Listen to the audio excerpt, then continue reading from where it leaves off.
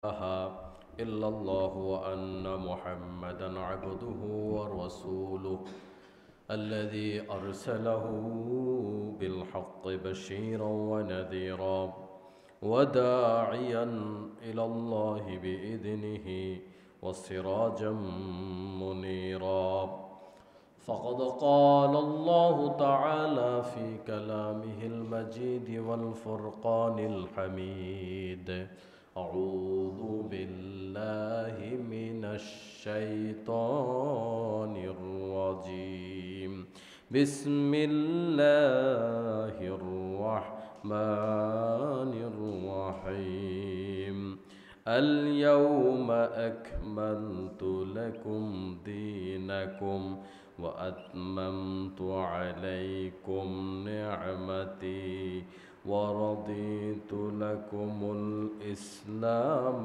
دينا وقال تعالى في شان حبيبه مخبرا وآمرا إن الله وملائكته يصلون على النبي يا أيها الذين آمنوا صلوا عليه وسلموا تسليما اللهم صل على محمد وعلى آل محمد كما صليت على إبراهيم وعلى آل إبراهيم إنك حميد مجيد اللهم بارك على محمد وعلى آل محمد كما باركت على إبراهيم وعلى آل إبراهيم إنك حميد مجيد উপস্থিত সম্মানিত মুসলমান ভাইরা আল্লাহ সুবহানাহু ওয়া তাআলার দরবারে লাখো কোটি সুজুদ এবং শুকরিয়া যে মনিব আমাদেরকে দুনিয়ার যাবতীয় অসুবিধা থেকে মুক্ত করে তার ডাকে সাড়া দিয়ে মসজিদে সুস্থতার সাথে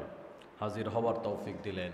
আমরা সবাই সমস্বরে আমাদের মালিকের দরবারে প্রশংসা জানাই, কৃতজ্ঞতা জানাই, সবাই বলি আলহামদুলিল্লাহ।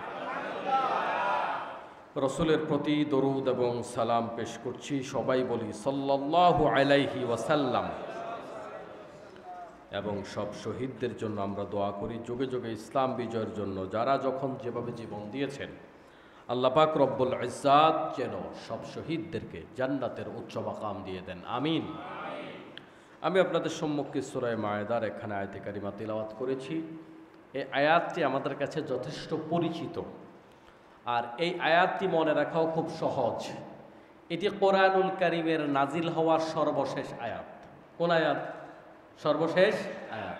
তাহলে প্রথম আয়াত কোনটা, শেষ আয়াত কোনটা মনে রাখা, এটা একটু মনে রাখার একটা কৌশল আছে না, সহজ না? শেষ আয়াত, প্রথম আয়াত ইকরা, পড়ো, পড়া দিয়ে প্রথম আয়াত শুরু। এটা আপনি যদি আলেম নাও হন মনে রাখতে পারবেন। প্রথম আয়াত হলো কি? পড়ো, ইকরা, পড়ো। আর শেষ আয়াত আজকে যেটা তিলাওয়াত করলাম, আল ইয়াউমা আকমালতু লাকুম দীনাকুম ওয়া আতমামতু আলাইকুম নি'মাতি ওয়া রাদিতু লাকুমুল ইসলাম দীনা। আল্লাহ পাক বলছেন আজ দিনকে পরিপূর্ণ করে দিলাম। তার মানে এই আয়াত প্রমাণ করে রাসূল সাল্লাল্লাহু আলাইহি ওয়াসাল্লাম জমিনে যে কারণে এসেছেন, আসার কারণটা ফুরিয়ে গেছে। এখন রাসূল সাল্লাল্লাহু আলাইহি ওয়াসাল্লাম জমিনে আর থাকবেন না। দিন যেহেতু পরিপূর্ণ, দিন পরিপূর্ণ করার জন্যই আল্লাহ পাক তার রাসূলকে জমিনে পাঠিয়েছেন। তাহলে দিন যেহেতু পরিপূর্ণ হয়ে গেছে, তাহলে বোঝা গেল যেহেতু প্রত্যেক মানুষ মরণশীল, রাসূল সাল্লাল্লাহু আলাইহি ওয়াসাল্লাম মৃত্যুবরণ করে নাই, করে নাই। এইটা আবার বললে কয় যে হুজুর তো কাফির হয়ে গেছে। সবাইকে মরতে হবে, ইন্নাকা মাইয়িতুন ওয়া ইন্নাহুম মাইয়িতুন। হে রাসূল আপনিও মরবেন, তারাও সবাই মরবে, সবাই মরবে, মারা যাবে না এমন কেউ নাই। এখন রাসূল সাল্লাল্লাহু আলাইহি ওয়াসাল্লামের রওজা মুবারক থেকে সরাসরি তিনি সেখানে জীবিত আছেন, সেই জগতে তিনি জীবিত আছেন, এটা ঠিক আছে। কিন্তু রাসূল সাল্লাল্লাহু আলাইহি ওয়াসাল্লাম দুনিয়ার জীবনকে শেষ করেছেন, এখানে যে ইন্তেকাল করেছেন, এতে কোনো সন্দেহ আছে? এটা আবার অনেকে মানতে রাজি না। সম্মান বেশি দিতে গিয়ে যদি আপনি শ্বশুরকে বাবা বানিয়ে ফেলেন, এটা কি সম্মান বেশি দেওয়া হবে? না, এটা সম্মান বেশি দেওয়া নয়।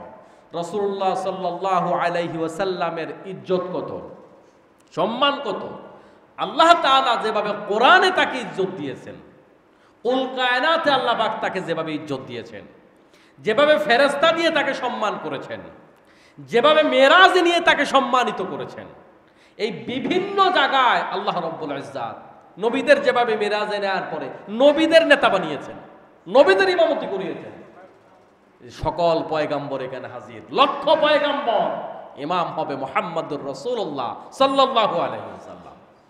আল্লাহ পাক রব্বুল ইজ্জাত তার নবীকে সম্মান কি কম করছেন?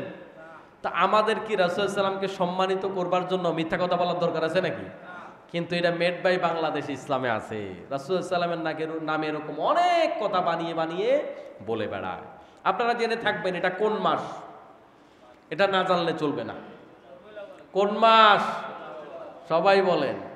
রবিউল আউয়াল মাস। কোন মাস? জানতে হবে তো। ঠিক আছে, আরবি আমরা আমাদের অফিসের ডিউটি করি ইংরেজিতে, আমরাও করি সেটা। কিন্তু রাসূল সাল্লাল্লাহু আলাইহি সাল্লামের এই জন্মের মাস, সরকারি ছুটি বরাদ্দ আছে আপনাদের জন্য কালকে, মৃত্যুর মাস, জন্মের মাস, এই গুরুত্বপূর্ণ দিনটা, মাসটা, এটা মনে রাখার দরকার আছে না? যদিও এ নিয়ে ঐতিহাসিকগণ বিভিন্ন রকমের মন্তব্য করেছেন। 12ই রবিউল আউয়াল প্রসিদ্ধ, কিন্তু এর বাহিরেও জন্ম তারিখ, মৃত্যু তারিখ নিয়ে ইতিহাসে আরো কথা আছে, তবে এটা প্রসিদ্ধ, এতে কোনো সন্দেহ নেই। আমার মুসলমান ভাইয়েরা, তাহলে রাসূল সাল্লাল্লাহু আলাইহি সাল্লামের এই জন্মের মাস এবং মৃত্যুর মাস, এই মাসে বাংলাদেশে কেউ খুব কাঁদে, কেউ খুব হাসে, কেউ কোনোটাই করে না। কেউ রাসূল সাল্লাল্লাহু আলাইহি সাল্লামের জন্মেতে খুব হাসে, আবার কেউ এটাকে গুরুত্বই দেয় না। বিভিন্ন রকমের মিশ্র প্রতিক্রিয়া আছে না নাই? আল্লাহর নবী সাল্লাল্লাহু আলাইহি ওয়াসাল্লাম 570 খ্রিস্টাব্দে, তার পিতার নাম হলো আব্দুল্লাহ, মায়ের নাম হলো আমিনা, এই দুনিয়াতে আসেন কত খ্রিস্টাব্দে? বিশ্বনবী সাল্লাল্লাহু আলাইহি ওয়াসাল্লামের এই আগমন 12ই রবিউল আউয়াল সোমবার, আবার একই দিনে আল্লাহর নবী দুনিয়া থেকে ইন্তেকাল করেছেন। এখন আমাদের বাংলাদেশে রাসূলের জন্ম তারিখকে উপলক্ষ করে কেক কাটে, যে রাসূলের জন্মদিন। আমরা যেরকম বাচ্চাদের জন্মদিন উদযাপন করি, হ্যাপি বার্থডে, ওরা কয় হ্যাপি বার্থডে ইয়া রাসূলুল্লাহ। নাউজুবিল্লাহ বলেন।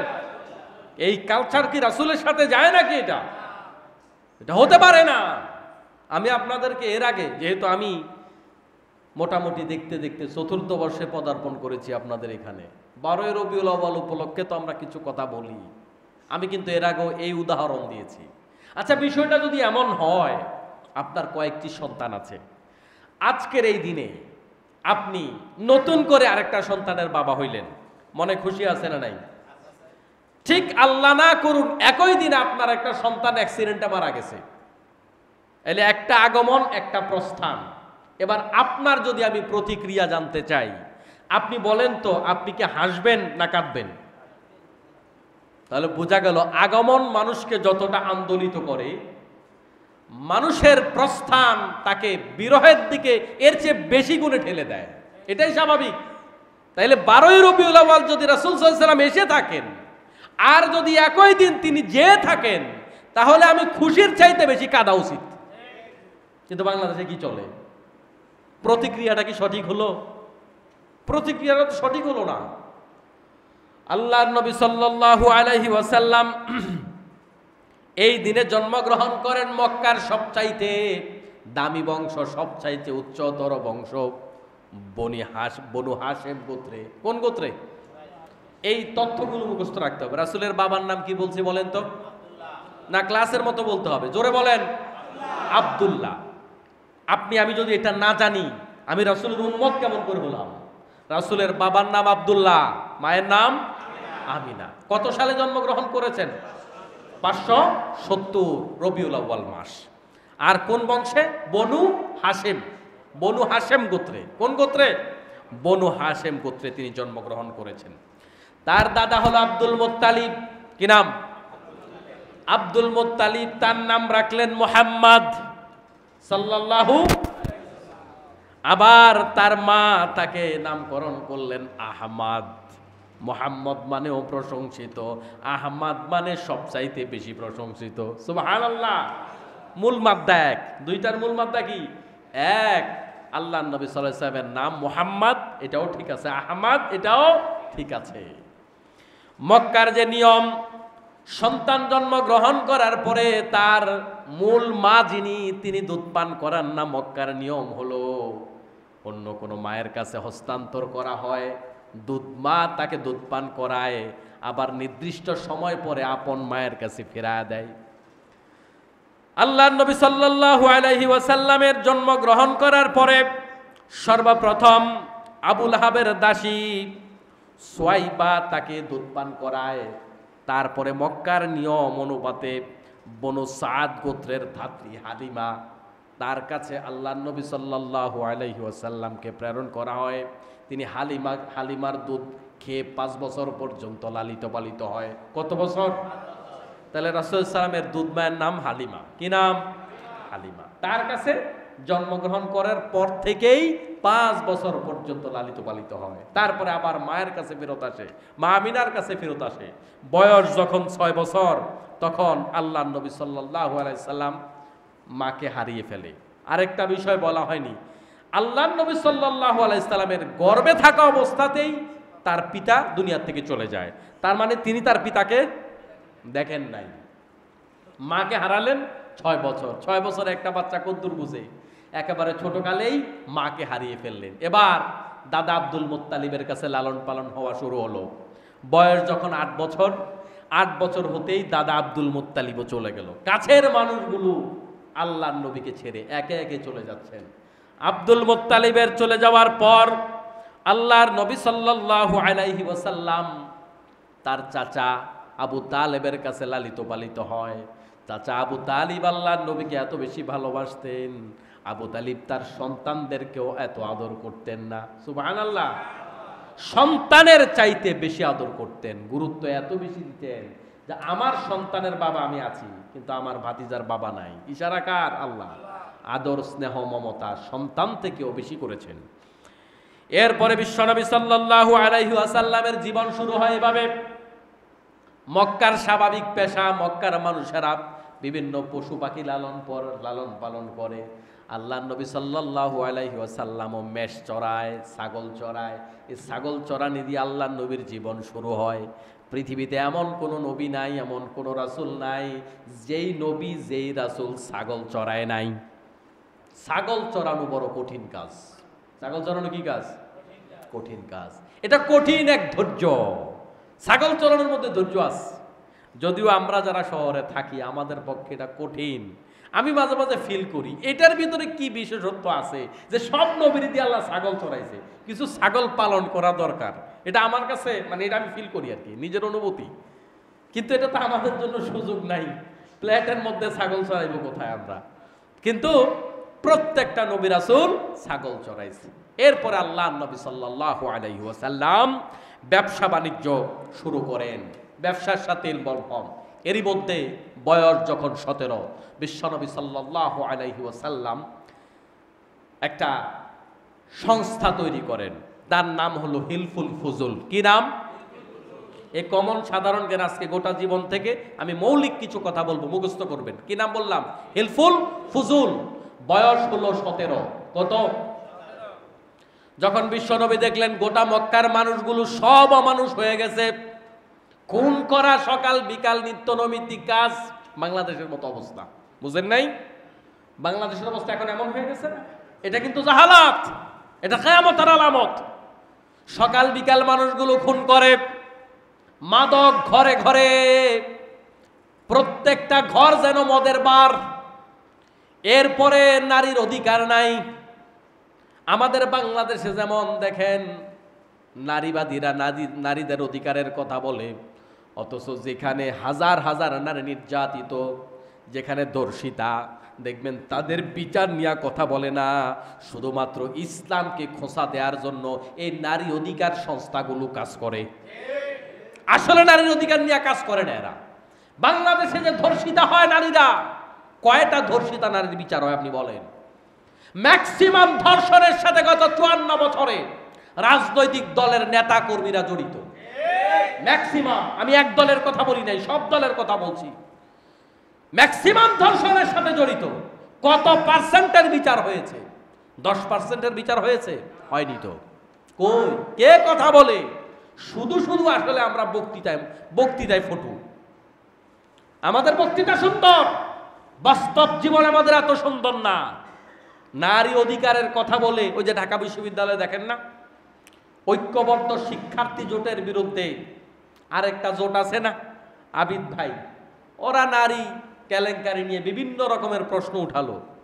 আর বিপরীত দলের জিএস প্রার্থী বলল, গত 1 বছরে দর্শনের ঘটনা আপনাদের দলে ঘটেছে 40টা, গ্রেপ্তার হয়েছে অন্তত 30 জন, আর আমাদের 77 সাল থেকে একজনও এরকম দর্শনের ঘটনায় জড়িত নয়, প্রমাণিত হয়নি। চোরের মায়ের বড় গলা সব জায়গায়। আল্লাহ নবী সাল্লাল্লাহু আলাইহি সাল্লাম এই সমস্ত অপকর্ম দেখতে দেখতে বিশ্ব নবী বড় ভারাক্রান্ত হয়ে গেলেন। নবীরা সব সময় সহজ সরল মানসিকতার হয়, নবীরা সব সময় নরম হৃদয়ের অধিকারী হয়, কোমল হৃদয়ের অধিকারী হয়। খিটখিটে মেজাজ, পেঁচানো মানুষ, কিছু মানুষ দেখেন না সোজা কথা বুঝেই না, ও পেশটাই বুঝে, সোজাটা বুঝে না। এরকম পেশ গোজওয়ালা মানুষ নবী রাসূল হয় না। জান্নাতে যারা যাবে তারা হলো সহজ সরল প্রকৃতির মানুষ। এজন্য নিজেরে খুব চালাক মনে করেন না, আমি খুব চালাক ও বোকা। বোকারা আগে জান্নাতে যাবে। কারা আগে জান্নাতে যাবে? বোকারা আগে জান্নাতে যাবে। বেশি চালাক লোক আপনি, মানুষ ঠকাইতে পটু, আপনি মানুষকে বিপদে ফেলাইতে পটু, মনে করছেন খুব চালাক। এই চালাকি আপনাকে জাহান্নামে দিবে। এজন্য নবীরা নরম হৃদয়ের, কোমল হৃদয়ের, তারা মানুষের দুঃখ দেখলে আর সহ্য করতে পারে না। গোটা সমাজ ব্যবস্থা এত পচে গেছে, ছেলে মাকে দর্শন করে, কত দূর অবস্থা। বিশ্বনবী একটা সংস্থা বানালেন, কারণ একা কোনো কাজ করা যায়? একা কোনো কাজ করা সমাজে যায় নাকি? কি করতে হবে? সংঘবদ্ধ একটা প্ল্যাটফর্ম তৈরি করতে হবে। আল্লাহ নবী সাল্লাল্লাহু আলাইহি সাল্লাম এবার হিলফুল ফুজুল বানালেন। হিলফুল ফুজুল বানায়া মক্কার মানুষগুলাকে সংস্কারের কাজ করা শুরু করলেন। একা কাজ করলে তো বিপদ আসতে পারে, আর একা কাজ করে তো সফল হওয়া যায় না। বিশ্বনবী সাল্লাল্লাহু আলাইহি সাল্লাম একে একে 40 বছর পর্যন্ত কাজ করলেন। 40 বছর পর্যন্ত কাজ করতে গিয়ে তার এখানে 23টা বছর সময় পার হলো, তার বয়স হয়ে গেল 40। 23টা বছরে মক্কার একটা মানুষ আল্লাহর নবীর কথা শুনে পরিবর্তন হয় না। এরা এত বড় অথর্ব, এতটাই অসভ্য ছিল। এরই মধ্যে আল্লাহর নবী সাল্লাল্লাহু আলাইহি ওয়াসাল্লাম ব্যবসা বাণিজ্যে জড়িত হলেন। মা খাদিজা রাদিয়াল্লাহু তাআলা আনহার সাথে আল্লাহর নবীর পরিচয় হলেন। আল্লাহর নবী মা খাদিজার ব্যবসা বাণিজ্যগুলো দেখভাল করেন। মা খাদিজা ছিলেন সম্ভ্রান্ত এক পরিবারের নারী, সম্ভ্রান্ত বংশের নারী, খুবই ভদ্র নম্র সভ্য নারী। এই মা খাদিজা রাদিয়াল্লাহু তাআলা আনহা দেখলেন যে আমার জীবনে এত সুদর্শন, এত সৎ, এত যোগ্য, এত নিষ্ঠাবান এমন মানুষ আমার জীবনে আমি দেখি নাই। একটা পর্যায়ে মা খাদিজা রাদিয়াল্লাহু তাআলা আনহা আল্লাহর নবী সাল্লাল্লাহু আলাইহি ওয়াসাল্লামকে বিবাহের প্রস্তাব দিলেন। আল্লাহর নবী সাল্লাল্লাহু আলাইহি ওয়াসাল্লামের চাচা ওই বিবাহ পড়ালেন। ওই বিবাহের মধ্যে আল্লাহর নবীর চাচা যে খুতবা দেয়া শুরু করলেন, ওই খুতবাটা দেয়া শুরু করেছেন আলহামদুলিল্লাহি রাব্বিল আলামিন দিয়ে। কি দিয়ে? তখনও কিন্তু কোরআন শরীফ নাজিল হয় নাই। আলহামদুলিল্লাহ দিয়া খুতবা শুরু করলেন, আল্লাহর প্রশংসা দিয়া খুতবা শুরু করলেন। কিন্তু ভাতিজার ইসলাম মানে না, ভাতিজার দাওয়াতি কাজ, ভাতিজার ইসলাম, ভাতিজার দিন এটা কিন্তু মানে না। অথচ ভাতিজার ওই যে বিবাহ শাদী পড়ান, বিবাহ শাদী পড়ানোর ক্ষেত্রে তার চাচা আলহামদুলিল্লাহ দিয়া শুরু করলেন। এর কদিন পরে যখন ভাতিজা নবুয়তি লাভ করলো, চাচাকে দাওয়াত দিল, চাচা ওই দাওয়াত গ্রহণ করতে আগ্রহ পোষণ করলেন না। অনেক চেষ্টা করলেন বিশ্বনবী ইসলাম কবুল করাবার জন্য, চাচা ইসলাম কবুল করে নাই, কিন্তু আল্লাহকে চিনে, আল্লাহকে মানে, ভাতিজাকে সহযোগিতা করে। আমাদের সমাজেও দেখবেন ম্যাক্সিমাম মানুষ এমন যারা বাস্তব জীবনে, জাতীয় জীবনে ইসলাম মানতে নারাজ। এমনি কয় হুজুর আপনাদের ইসলামটা ঠিক আছে। আপনারা গত 2 দিন ধরে একটা জিনিস দেখেছেন, বিএনপির ভারপ্রাপ্ত চেয়ারম্যান তারেক রহমান এই 12ই রবিউল আউয়াল উপলক্ষে কয়েকটা ছোট ছোট বাণী দিয়েছে, যেগুলো ফেসবুক জোড়া ঘুরতেছে। রাসূল সাল্লাল্লাহু আলাইহি ওয়াসাল্লামের আদর্শ নিয়ে, রাসূলের বিচার ব্যবস্থা নিয়ে রাসূলের আদর্শ সেরা আদর্শ, এরকম মন্তব্য অনেকগুলা করেছেন।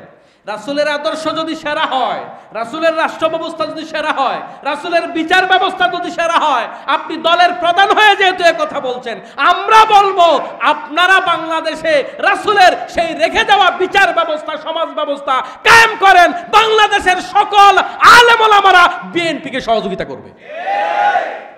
কিন্তু ফেসবুকে লিখবেন আর মারহাবা নিবেন, লাইক নিবেন, কমেন্ট নিবেন। সংবিধান কি আল্লাহর কোরআন দিয়ে সালামেন? ক্ষমতা আসলে আপনারা এবার তো না। বিএনপি ক্ষমতা আসলে আল্লাহর কোরআন দিয়ে চলবে সমাজ? ক্ষমতা আসলে আল্লাহর কোরআন দিয়ে বিচারে সমাজে হবে?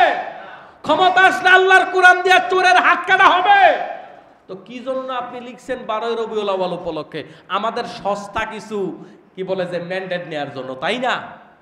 রাসূল সাল্লাল্লাহু আলাইহি ওয়াসাল্লামের জীবন ব্যবস্থা নির্ভুল নাকি ভুল আছে? কথা বলেন না কেন? ভুল আছে বললে মুসলমানিত্ব থাকবে নাকি? তাহলে বলেন, রাসূলের জীবন ব্যবস্থা নির্ভুল না ভুল আছে? রাসূলের জীবন ব্যবস্থা কি এখনকার সচল নাকি এখনকার যুগে অচল?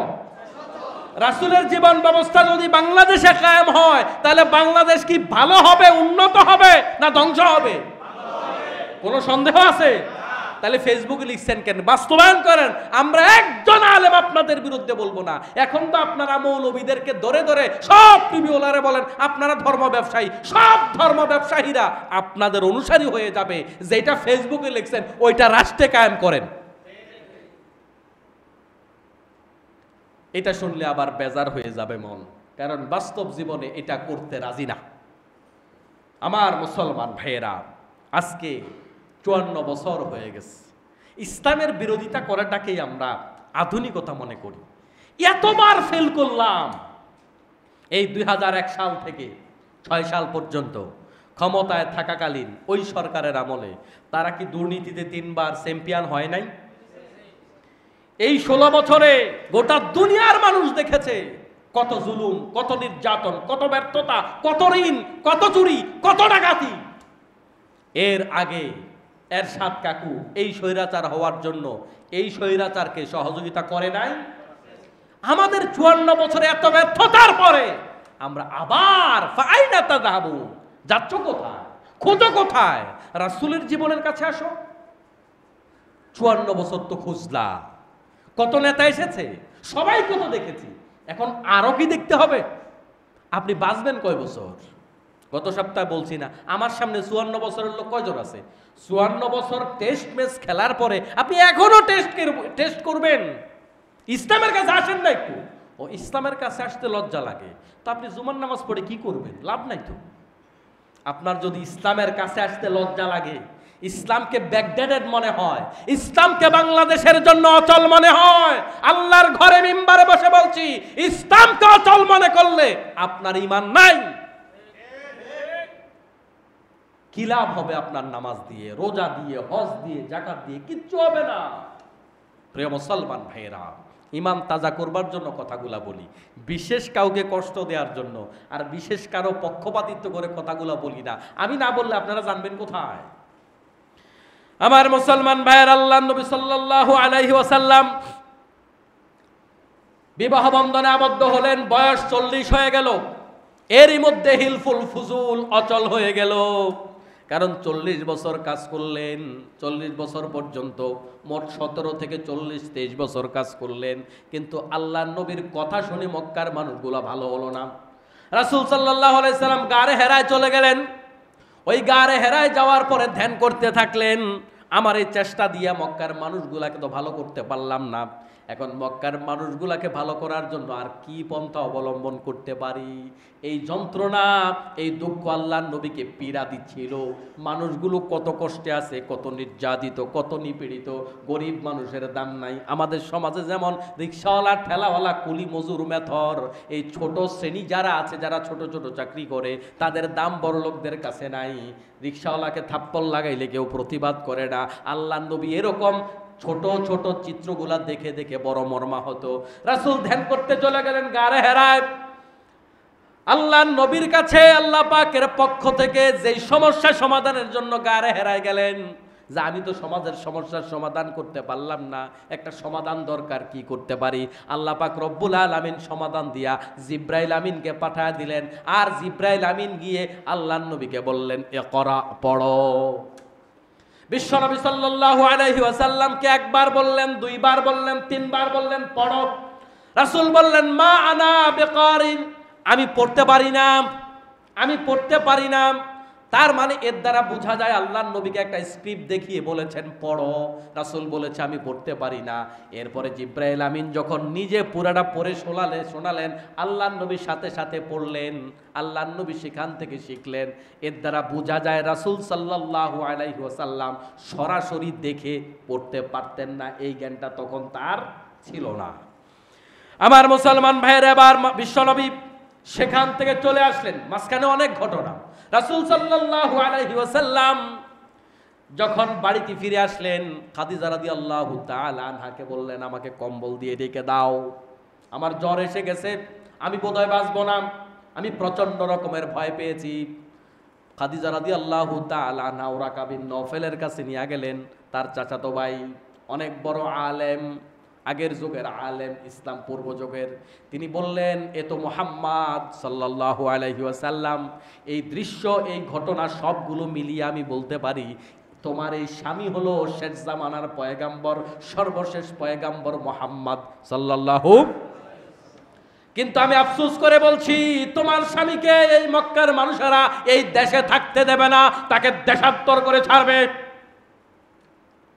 আল্লাহর নবী সাল্লাল্লাহু আলাইহি ওয়াসাল্লাম অবাক হয়ে প্রশ্ন করলেন, আমাকে মানুষ আল আমিন বলে, আমার কাছে মানুষ আমানত রাখে, আমাকে মানুষ বিশ্বাস করে, আমাকে দলমত নির্বিশেষে সবাই ভালো বলে, সরকারি দল বিরোধী দল সবাই আমারে ভালো বলে, আমারে মানুষ বের করে দেবে। অবাক হলেন বিশ্বনবী সাল্লাল্লাহু আলাইহি সাল্লাম। ওরাকা বিন নওফেল বললেন, আমি যদি বেঁচে থাকি, আমি কথা দিলাম, আমার তো বয়স ফুরিয়ে গেছে, যদি আমি বেঁচে থাকি আমি মুহাম্মদ সাল্লাল্লাহু আলাইহি ওয়াসাল্লামকে সাহায্য করব। ওরাকা বিন নওফেল বেশি দিন সেখানে আর বেঁচে ছিলেন না।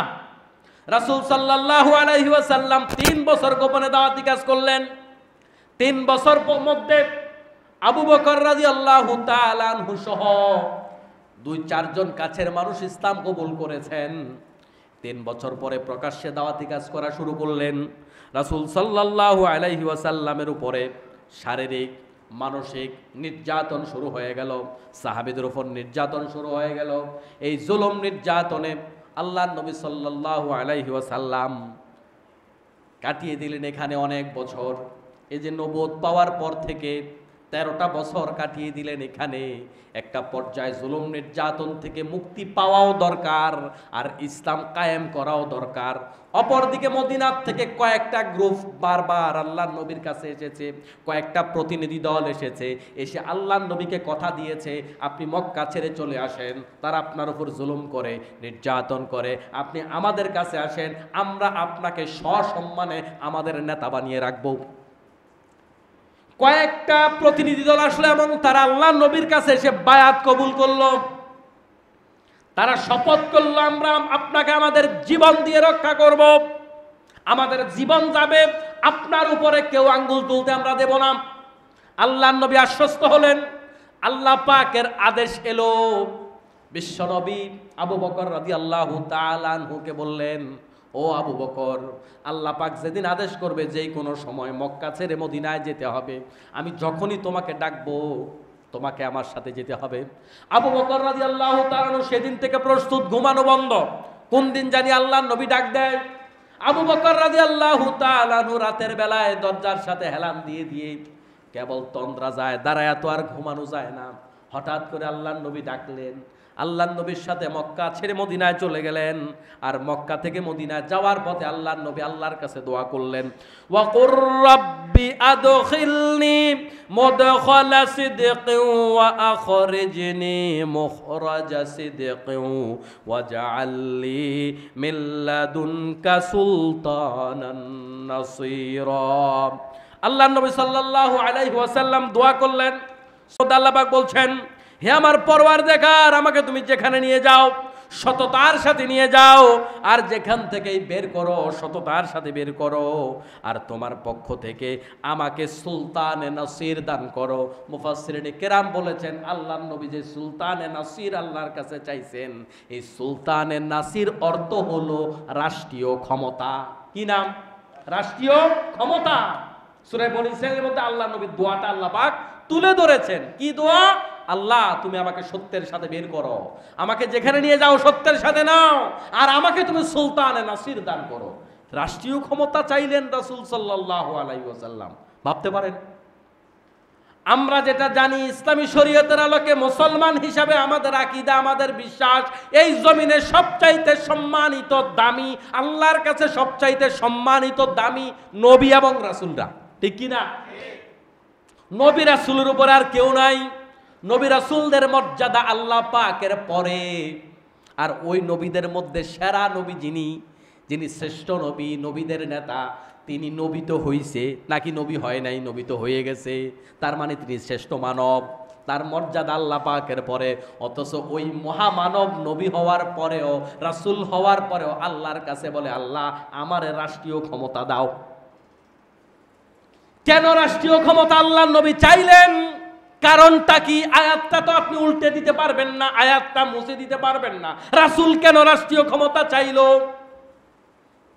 এরপরে যখন আল্লাহর নবী মক্কা থেকে মদিনায় গেলেন, মদিনায় যাওয়ার পরে মদিনার মানুষের আল্লাহর নবীকে চারপাশ থেকে ঘিরে ফেললেন। নারায়ে তাকবীর, আল্লাহু আকবার বলে আল্লাহর নবীকে রিসিভ করলেন। সেই বিখ্যাত গান, তলা আল বাদরু আলাইনা মিন তানিয়াতিল বাদা ওয়াজাবা শুকরু আলাইনা মা দাআ লিল্লাহি দা। আল্লাহর নবীকে তারা গানে গানে অভ্যর্থনা দিলেন, মিছিল করে করে অভ্যর্থনা দিলেন, সবাই ওটের রশি ধরলেন। মদিনার প্রভাবশালী সকল পরিবার, সবগুলো গোষ্ঠী আল্লাহর নবীর ওটের রশি ধরলেন। সবাই চাইলেন, ইয়া রাসূল আল্লাহ আপনি আমার বাড়ি চলেন। ও বলে আমার বাড়ি চলেন। এখন রাসূল সাল্লাল্লাহু আলাইহি ওয়াসাল্লাম তিনি কোথায় যাবেন, কিভাবে তিনি এটা সিদ্ধান্ত নেবেন। বিশ্বনবী সাল্লাল্লাহু আলাইহি ওয়াসাল্লাম বললেন, তোমরা ওটের রশি ছেড়ে দাও, ওট যেখানে গিয়ে থামবে আমি সেখানেই আমি আতিথেয়তা গ্রহণ করব। ওটের রশি সবাই ছেড়ে দিলেন। আবু আইয়ুব আনসারীর বাড়ির সামনে গিয়ে ওট থামলেন। সেই সৌভাগ্যবান ব্যক্তি হলেন আবু আইয়ুব আনসারী। আবু আইয়ুব আনসারীর বাড়ির সামনের এই জায়গাটা দুইজন যুবকের ছিল। ওই জায়গাটা বিশ্বনবী পরবর্তীতে কিনে ওই জায়গাতে মসজিদে নববী করেছেন। মসজিদে নববীর জায়গা কেনা না দখল করা? কথা কন, কেনা না দখল করা? বাংলাদেশের রাজনৈতিক প্রতিহিংসার শিকার হয়ে আর কিচ্ছু করতে না পারলে জোর করে দখল করে মসজিদ করে ফেলায়। এরকম দখলের মসজিদ বাংলাদেশে কম নাই। কি কম নাই?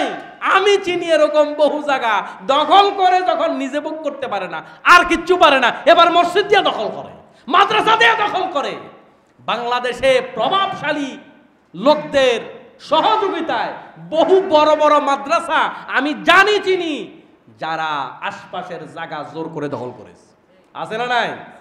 অথচ মসজিদে নববীর জায়গা বিশ্বনবী দখল করছে না কিনছে? কিনেছে বিশ্বনবী সাল্লাল্লাহু আলাইহি ওয়াসাল্লাম। সেখানে মসজিদ নববী নির্মাণ করলেন। আর যাওয়ার সময় কি দোয়া করে গেছে? ইয়া রাসূলুল্লাহ আমাকে রাষ্ট্রীয় ক্ষমতা দাও। এবার বিশ্বনবী সেখানে যাওয়ার পরে মক্কার যে শত্রু গোত্রগুলো আছে তাদের সাথে কিছু কন্ডিশন দিয়ে তাদের সাথে জোট করলেন। কারণ বড় কোনো স্বার্থ হাসিল করার জন্য ছোট কারোর সাথে জোট করতে কোনো অসুবিধা নাই। এই জোট করার ক্ষেত্রে জোট যাদের সাথে করবেন, আপনি না নামাজি, তারা তো আর নামাজি না। আপনি পর্দাওয়ালা, তারা তো আর পর্দাওয়ালা না। এখন আবার ফাঁকে ফাঁকে কিছু সুযোগ সন্ধানী আছে। হুজুর বেপর্দার লোকের লগে জোট করছে, হুজুর তো মহিলার লগে জোট করছে। রাসূল সাল্লাল্লাহু আলাইহি ওয়াসাল্লাম যাদের সাথে জোট করেছেন, ইহুদি খ্রিস্টান, এদের সাথে জোট করে মদিনা সনদ, একটা সনদ, প্রথম লিখিত সংবিধান, এটার মাধ্যমে একটা রাষ্ট্রের ভিত্তিপ্রস্তর স্থাপন করলেন। এবার এই রাষ্ট্রের ভিত্তিপ্রস্তর স্থাপন করার পরে মক্কার কুরাইশরা তো ভাবছিল যে মুহাম্মদ গেছে, জানে আমরা বাঁচলাম। অবশ্যই এর ফাঁকে তারা চেষ্টাও করেছিল রাসূলুল্লাহ সাল্লাল্লাহু আলাইহি ওয়াসাল্লামকে খুন করবার জন্য। লম্বা হয়ে যাবে ইতিহাসটা, আমি এক নজরে আপনাদের বলছি। খুন করার চেষ্টা করলো, কিন্তু আল্লাহ তাআলা তাকে মক্কা থেকে মদিনায় নিয়ে আসলেন। তারা সেই ষড়যন্ত্রে আবু জেহেল সফল হতে পারেনি। কিন্তু আসলে কি হবে, এদের ষড়যন্ত্র বন্ধ হয়নি। কিছুদিন যেতে না যেতেই হিজরত করার পর নতুন সাল গণনা শুরু। কারণ রাসূল সাল্লাল্লাহু আলাইহি ওয়াসাল্লাম হিজরত করেছেন, এটা গোটা পৃথিবীর ইতিহাসের ইতিহাস হয়ে থাকবে। হিজরি সাল নতুন করে গণনা শুরু, আগের সাল চলবে না, নতুন করে সাল গণনা শুরু। তার মানে পৃথিবী নতুন করে আজ থেকে আবার পথ চলা শুরু করলো। নতুন করে সাল গণনা শুরু মানে কি, পৃথিবী নতুন করে আবার পথ চলা শুরু করলো। সাল গণনা শুরু হলো, প্রথম বছর, দ্বিতীয় বছর, দ্বিতীয় হিজরি সালেই, হিজরতের দ্বিতীয় বছরেই বদরের প্রান্তরে আল্লাহ নবী সাল্লাল্লাহু আলাইহি ওয়াসাল্লামকে তাদের সাথে যুদ্ধে মিলিত হতে বাধ্য হয়েছেন। কারণ ইসলামের নিদর্শন হচ্ছে, ইসলাম সরাসরি কখনো আক্রমণে যায় না, ইসলাম প্রতিরোধ করে, ইসলাম সরাসরি আক্রমণে যায় না। এখন বদরের প্রান্তরে 313 জন সাহাবী, আর অপর প্রান্ত তাদের 1000।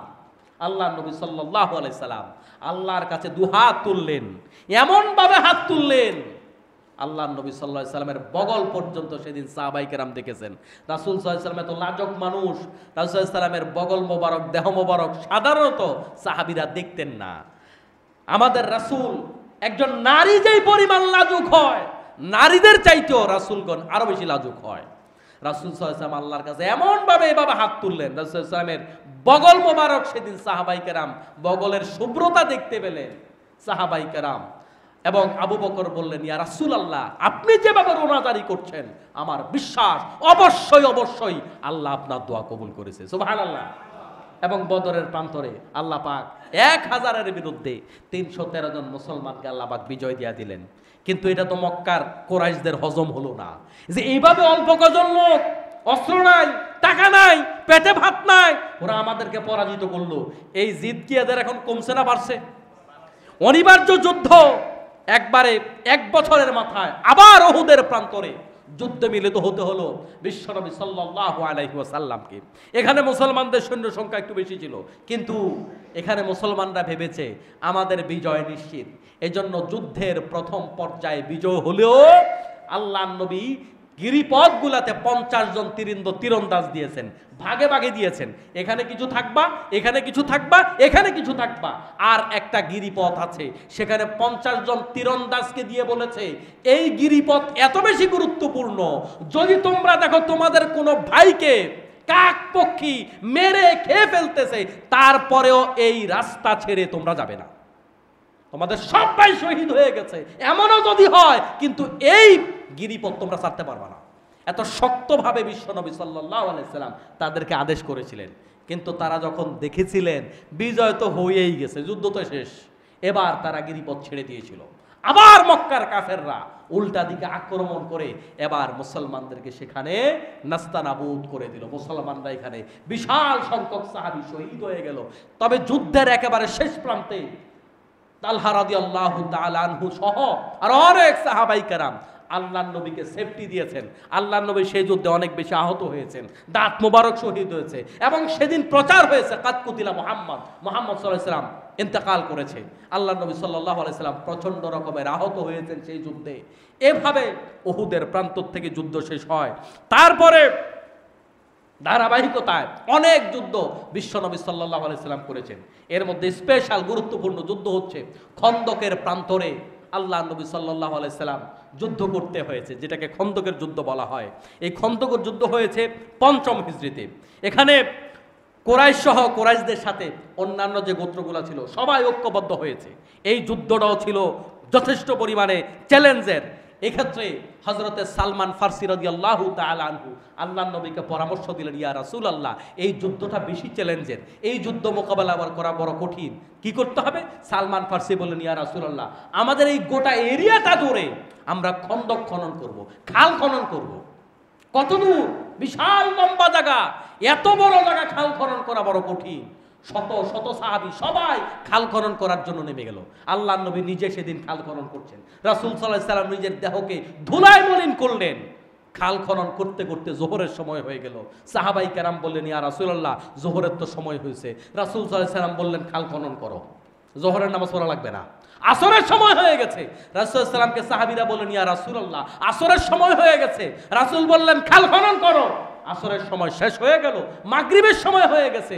রাসূল সাল্লাল্লাহু আলাইহি ওয়াসাল্লামকে সাহাবায়ে কেরাম বললেন, ইয়া রাসূলুল্লাহ, নামাজ তো 2 ওয়াক্ত ছুটে গেছে, মাগরিবের সময় হয়ে গেছে। রাসূল সাল্লাল্লাহু আলাইহি ওয়াসাল্লাম বললেন, খাল খনন করো। ইসলাম বাঁচানো নামাজের চাইতে গুরুত্বপূর্ণ। ইসলাম যদি না বাঁচে নামাজ পড়তে পারবা না। যুদ্ধের ময়দানে নামাজ করে যেই নবী দুনিয়ার থেকে বিদায় হয়েছে, ওই যুদ্ধের ময়দানে নামাজ ছেড়ে দিয়েছে। আর মুসলমানরা অন্যায়ের প্রতিবাদ করা, যুদ্ধ করা, এটাকে সবচেয়ে বেশি ভয় পায়।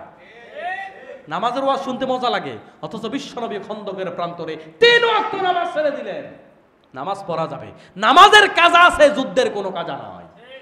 অতএব দেশ বাঁচাবার জন্য, ইসলাম বাঁচাবার জন্য কখনো যদি ষড়যন্ত্র হয়, ওই ষড়যন্ত্রের সময় যদি ঠোকাঠোকি, অনৈক্য, গুতাগুতি, ফতোয়াবাজি করেন, মনে রাখবেন নামাজ কাজা করতে পারবেন। ওই সময় পার হয়ে গেলে যেই মাইর খাবেন সেটার কাফারা কোনোদিন দিয়ে শেষ করা যাবে না। আজকে বাংলাদেশের বিরুদ্ধে ষড়যন্ত্র হচ্ছে। আমাদের দেশ কোন দিকে যাচ্ছে ওরা টের পাচ্ছে। বাংলাদেশের মানুষ এখন ইসলামের দিকে যাচ্ছে, এটা কিন্তু টের পাচ্ছে। টের পাওয়ার কারণে আমেরিকার মাথা ঠিক নাই, ভারতের মাথা ঠিক নাই, যে এইখানে মুসলমানরা যদি, যেই কারণে পাকিস্তানকে ভাগ করা হয়েছে, যে এরা একসাথে থাকলে এরা হয়ে যাবে পৃথিবীর পরাশক্তি। এখানে কে দেশের পক্ষে ছিল, কে বিপক্ষে ছিল, এটা আসলে মূল ইস্যু ছিল না। 71-এর স্বাধীনতা যুদ্ধের সময় বাঙালি মুসলমানদেরকে পূর্ব পাকিস্তানের উপর জুলুম হয়েছে, নির্যাতন হয়েছে, এই বয়ানগুলো যতটা না সত্য, তার চেয়ে বড় সত্য হচ্ছে ভারত চেয়েছে এই মুসলমানদের ঐক্য ভেঙে দিলে আমরা আজীবন এই এশিয়া মহাদেশ আমাদের নেতৃত্ব কর্তৃত্ব বহাল থাকবে। এটা ছিল বড় কারণ। পিনাকি ভট্টাচার্য একদিন দেখলাম একটা পরিসংখ্যান দিয়েছে, যে আমরা বারবার একটা বয়ান দিয়েছি পূর্ব পাকিস্তানিদেরকে পশ্চিম পাকিস্তানিরা জ্বালাতন করত, অথচ তিনি একটা পরিসংখ্যান দিয়েছেন, আমি একুরেট সংখ্যা বলতে পারবো না, কাছাকাছি বলছি। পশ্চিম পাকিস্তানিরা যেমন ধরুন তাদের জাতীয় রাজস্ব আয় তারা দিয়েছে 60%, আর পূর্ব পাকিস্তানের দিয়েছে 40%। কিন্তু যখন বার্ষিক বাজেট হতো, তখন বাজেটের ক্ষেত্রে যেটা দেখা যেত, ব্যয়ের বাজেটে পূর্ব পাকিস্তানের জন্য বাজেটটা ছিল প্রায় 60%, আর ওরা নিত 40%। আমরা কর দিতাম কম, নিতাম বেশি, ওরা কর দিত বেশি, নিত কম। এখন তখনকার অর্থনীতি তো গোটা দুনিয়ারে খুব ভালো ছিল না, কথা বোঝেন নাই? এখনকার মতো পরিবেশ তো তখন ছিল না। অতএব কিছু অভাব, অনটন, অসুবিধা, কিছু সমস্যা ছিল না, আমি সেটা বলছি না। কিন্তু গড়পত্তায় যে সমস্ত বয়ান দাঁড় করানো হয়, সব বয়ান সঠিক নয়। সব বয়ানের মূল বয়ান হলো মুসলমানদের ভেঙে দাও, এটা সব বয়ানের মূল বয়ান।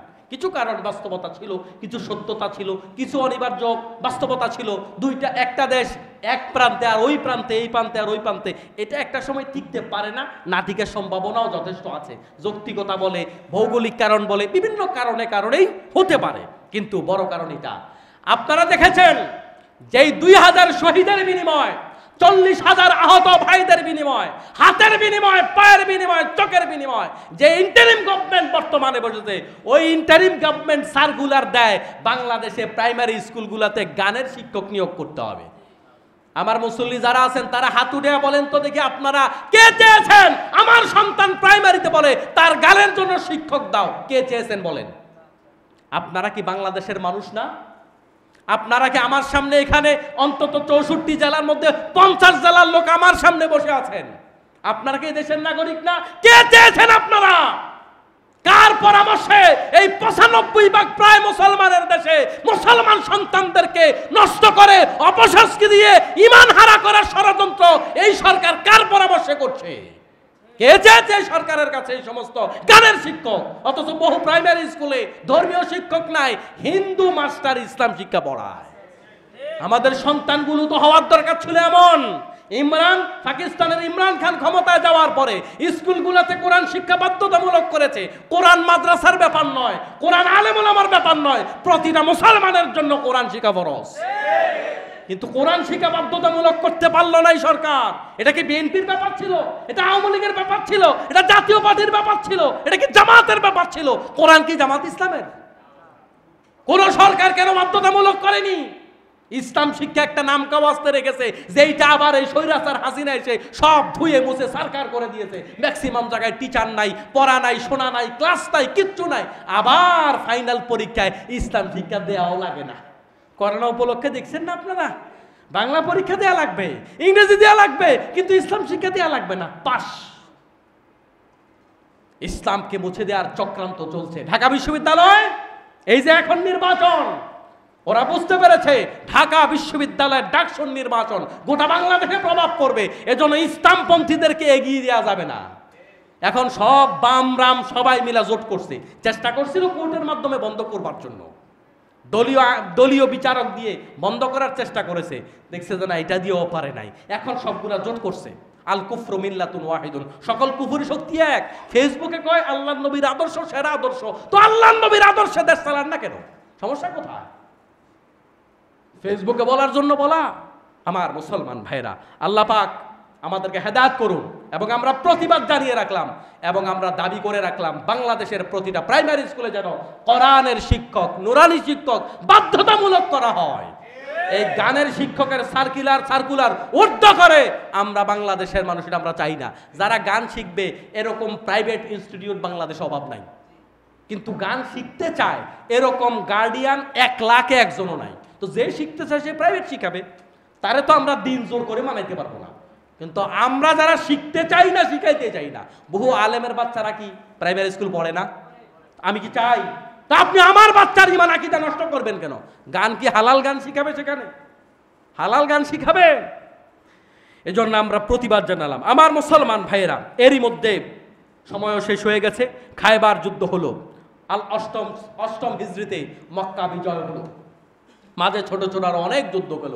মক্কা বিজয় হওয়ার পরে আল্লাহ নবী সাল্লাল্লাহু আলাইহি সাল্লাম ঘরে সবাইকে মাফ করে দিলেন। সুবহানাল্লাহ। আর আল্লাহ নবীর এই মাফ করা দেখে সবাই ইসলাম কবুল করলেন, ঘরে ইসলাম কবুল করলেন। এই ইসলামের সৌন্দর্য। এত জ্বালাতন করলাম লোকটাকে, এত মিথ্যা মামলা দিলাম, এত অপবাদ দিলাম, এত খুন করবার চেষ্টা করলাম, তারপরে এই লোকটা মাফ করে দিল। আল্লাহ নবীর এই উদারতা দেখে সবাই আল্লাহ নবীর ইসলামের ছায়াতলে চলে আসলো। আলহামদুলিল্লাহ। অনেকে আবার আজকের সমাজে আমরা আলেমরা যারা একটু উদারতার কথা বলি, মাফ করার কথা বলি, অনেকে মেজাজ খারাপ করে। আরে ভাই, মাফ না করলে ইসলাম হলো কেমনি? ইসলাম তো মাফ করার জিনিস, ঠিক কিনা? রাসূলুল্লাহ সাল্লাম মাফ করলেন। মাফ করার কারণে তো একটা মানুষ হেদায়েতের পথে আসে, মাফ করলেই তো হেদায়েতের পথে আসবে। বিশ্বনবী সাল্লাল্লাহু আলাইহি সাল্লাম এই মক্কা বিজয়ের মাধ্যমে যুদ্ধের সমাপ্তি হলো। এই যুদ্ধগুলোতে রাসূলুল্লাহ সাল্লাম কয়েকটা বিষয় সিরিয়াসলি নজর দিয়েছেন, যেটা ইসলামের ইতিহাসে স্মরণীয় হয়ে থাকবে। এরকম নাজরানা, এরকম নীতি পৃথিবীর কোনো যুদ্ধনীতির মধ্যে নাই। কোনো দেশের যুদ্ধনীতি এত সুন্দর না। ইসলাম কখনো আক্রমণ করতো না, এটা আল্লাহ নবী সাল্লাল্লাহু আলাইহি ওয়াসাল্লামের যুদ্ধনীতির মধ্যে 1 নাম্বার ছিল। প্রতিরোধ করা, আক্রমণ করা নয়। 2 নাম্বার, কোনো নারী, বৃদ্ধ, শিশুর উপর আক্রমণ করা যাবে না, এটা রাসূলের যুদ্ধনীতি ছিল।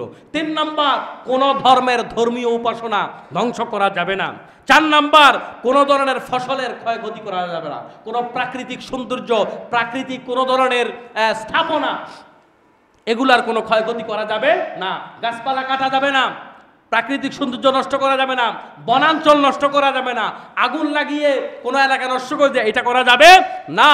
তারপরে 5 নাম্বার, কোনো মৃতদেহকে বিকৃত করা যাবে না।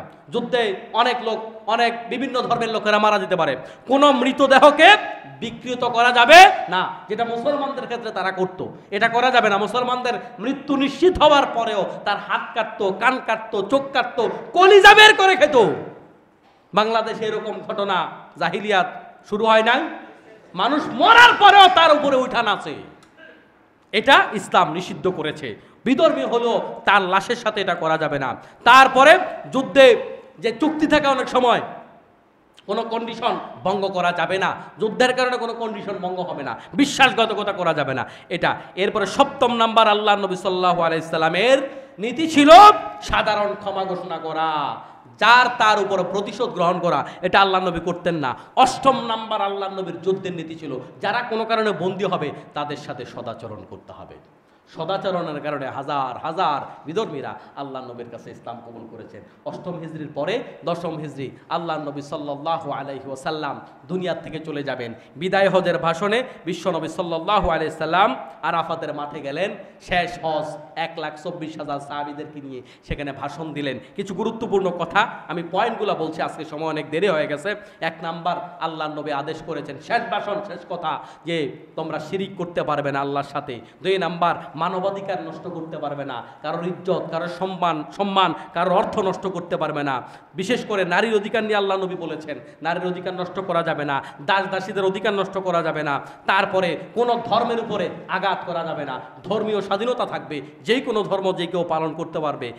এরপর হচ্ছে আমানতদারিতা রক্ষা করতে হবে, আমানতের খেয়ানত করা যাবে না, মুসলিম ভ্রাতৃত্ব কোনোভাবে ভঙ্গ করা যাবে না, সব কিছুর উপর মুসলিম ভ্রাতৃত্বকে প্রাধান্য দিতে হবে। 6 নাম্বার, দিনের প্রচারের ব্যাপারে বলেছেন। এই সব শেষ, আল্লাহ নবী সাল্লাল্লাহু আলাইহি সাল্লাম মৃত্যুর 2 সপ্তাহ আগে অসুস্থ হয়ে গেলেন।